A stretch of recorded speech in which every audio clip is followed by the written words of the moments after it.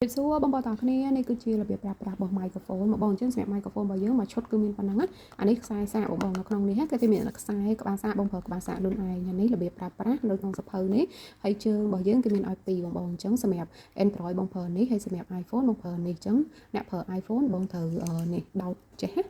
នេះដោតចេះហើយចាំបងដោតមួយទូរស័ព្ទ iPhone អញ្ចឹងសម្រាប់ការប្រើប្រាស់ microphone របស់យើងស្រួយបងយើងមានត្រូវការតឡើង app ឬក៏ជាប់ Bluetooth អីអត់ទេអញ្ចឹងរបៀបប្រើប្រាស់របស់បងចេះហ៊ានដំបូងនេះដូចជាស្ដែងអញ្ចឹងទូរស័ព្ទនេះទូរស័ព្ទ Android Huawei អញ្ចឹងខ្ញុំដោតមួយដូចនេះមកចាពេលដែលដោតទៅវាអត់ទាន់ចេញភ្លើងតែដល់បងដក microphone របស់យើងចេញមកគឺវាចេញភ្លើងហើយអញ្ចឹងវិធីសម្គាល់បើសិនជាmicrophone ឡើយនេះចេញភ្លើងមានន័យថាវាស្គាល់មួយទូរស័ព្ទហើយតែបើទូរស័ព្ទ Oppo Vivo Realme បងឆាតមក page ហ្នឹងណាមានវិធីប្រើសម្រាប់ Oppo Vivo ហើយ Realme ដែរអញ្ចឹងគ្រាប់ microphone នេះពេលដែលវាចេញភ្លើងទាំងពីរអញ្ចឹងភ្លឺអញ្ចឹងមានន័យថាវាស្គាល់អញ្ចឹងបងអាចថតជាវីដេអូអីបានហើយតាមចិត្តតាមបេះដូងអញ្ចឹងណាអញ្ចឹង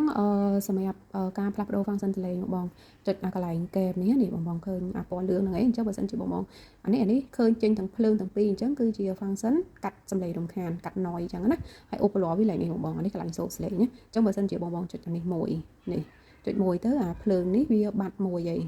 ភ្លើងពណ៌ខៀវនេះហើយវាសល់មួយអីចឹងហ្នឹងយើងចុចមកคลิกទៅវាចូល function ធម្មតាអត់មានកាត់បន្ថយសំឡេងរំខានអីចឹងមានកង្ហាលមានអីគឺវាចូលនៅក្នុងហ្នឹងហើយបើសិនជាបងចុចមិញចុចម្ដងបើសិនជាបងចុច2ដង1 2នេះបើសិនជាបងចុច2ដងអានេះវាចេញភ្លឺផ្លែតអាហ្នឹងម៉ូតសលេងអញ្ចឹងជាប់ម៉ូតសលេងហ្នឹងនិយាយអត់លឺទេអញ្ចឹងដើម្បីដោះម៉ូតសលេងវិញបងត្រូវចុចអាពណ៌លឿងហ្នឹង2ដងនេះគ្នា1 2ចាចុច2ដងទៅគឺដោះម៉ូតសលេងហើយបើសិនជាបងចង់ប្រើ Eco Mode បងចុចអាពណ៌លឿងហ្នឹង3ដង1 2 3នេះបងចុច3ដងចឹងមកវាភ្លឺផ្លែតដូចគ្នាប៉ុន្តែវាបែប slow ជាងចុច2ដងមិញណាអញ្ចឹងពេលបងចុច3ដងទៅគឺសលេងបងចូល Eco Mode ទេអញ្ចឹងដើម្បីដោះ Eco Mode វិញបងចុច3ដងនេះគ្នា1 2 3អូខេអញ្ចឹងវាមកដើមវិញអញ្ចឹងចេញភ្លើងតាមមួយអញ្ចឹងអត់កាត់ខ្យល់ទេធម្មតាហើយបើសិនជាវាចេញភ្លើងពីរអញ្ចេះបានកាត់ខ្យល់អញ្ចឹង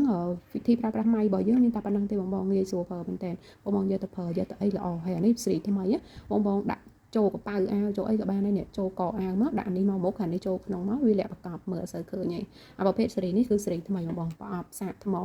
ហើយថ្មប្រើបានយូរបងមកគ្រាប់នេះឲ្យបងប្រើបាន8ម៉ោងអីបានអស់និយាយទៅវាប្រើធន់ណាអញ្ចឹងរបៀបប្រើប្រាស់របស់យើងមានប៉ុណ្្នឹងទេអរគុណបង